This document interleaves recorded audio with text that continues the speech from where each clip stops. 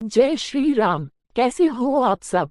तो आज की कहानी में मैं आपको बताऊंगी एक सच्ची डरावनी घटना। तो चलो जल्दी से चालू करते हैं। एक बार की बात है, समीर और उसका छोटा भाई वीर अपने मामा के घर से छुट्टियां बिता के घर लौट रहे थे। घर जल्दी पहुंचे, इस वजह समीर ने जंगल वाले शॉर्टकट से जाने का निर्णय लिया। मगर वीर उस रास्ते से आने के लिए तैयार न था, क्योंकि बड़े बूढ़ों से उसने जंगलों में चुड़ैल और भूत प्रेत की कहानियां सुन रखी थी। वह बोला, भैया मैं जंगल के रास्ते नहीं आऊंगा, क्योंकि वहाँ चुड़ैल का साया है। समीर बोला, क्यों, तू बेकार में डर रहा है, तेरा बड़ा भाई है ना तेरे साथ, और ये भूत प्रेत चुड़ैल कुछ नहीं होता, सिर्फ बेकार कहानियां होती है, और फिर हमें घर जल्दी भी तो पहुंचना है। किसी तरह समझा बूझा कि समीर ने उसे मना लिया और कार पक्की सड़क छोड़ के जंगल के रास्ते मोड़ ली। तकरीबन 10 मिनट गाड़ी चलाते रहने के बाद उन्हें एक झोपड़ी दिखाई दी, जिसके आंगन में एक बुढ़िया झाड़ू लगा रही थी। समीर बोला, देख छोटे जंगल में कोई रहता भी है।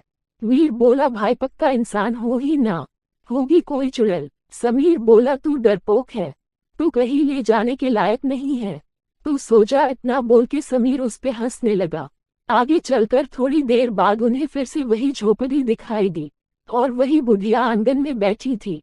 वीर बोला, समीर भाई देखो, वही बुढ़िया और झोपड़ी यहाँ फिर से आ गई। लगता है आज हम मरने वाले हैं।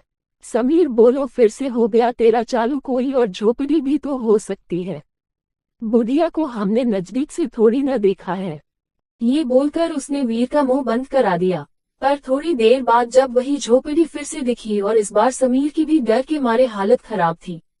डर से उसका चेहरा पिला पड़ने लगा, और वीर के चेहरे पर तो हवाएं उड़ चुकी थी। समीर वीर से बोला, मुझे तेरी घड़ी दे। वीर रोते रोते बोला, क्यों, मरने से पहले मरे घड़ी लेना चाहते हो क्या? बोला था न जंगले के रास्ते मत चलो। समीर बोला, तू सिर्फ घड़ी दे और रोना बंद कर, बाकी मैं संभलता हूँ। वीरू ने घड़ी निकाल के गुस्से में समीर की ओर फेंक दी।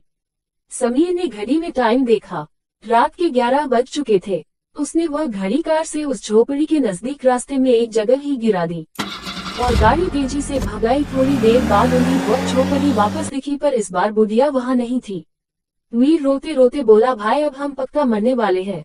समीर कुछ नहीं बोला। झोपड़ी के नजदीक पहुंचकर उसी जगह उसने गाड़ी रोक दी तो उसे वीर की घड़ी वही पड़ी मिली।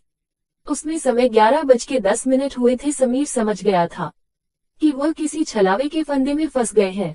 उसने की वीर की घड़ी उसे दी और उसने रोते रोते वह पहन ली। समीर ने उससे कहा कि तू गाड़ी में ही रुक, मैं उस भूतनी से मिलकर आता हूँ, और झोपड़ी की ओर चल दिया। वीर चिल्ला रहा था, भैया वहां मत जाओ, वो चुड़ैल है चुड़ैल। फिर अचानक वीर के गाल पर एक चमाट पड़ा और आवाज आई कि पार्ट 2 में देखिए कि आगे वीरू और समीर के साथ क्या हुआ। क्या वो मारे गए कि बच गए? अगर कहानी अच्छी लगी हो तो हमारे चैनल को सब्सक्राइब करें। धन्यवाद। जय श्री राम।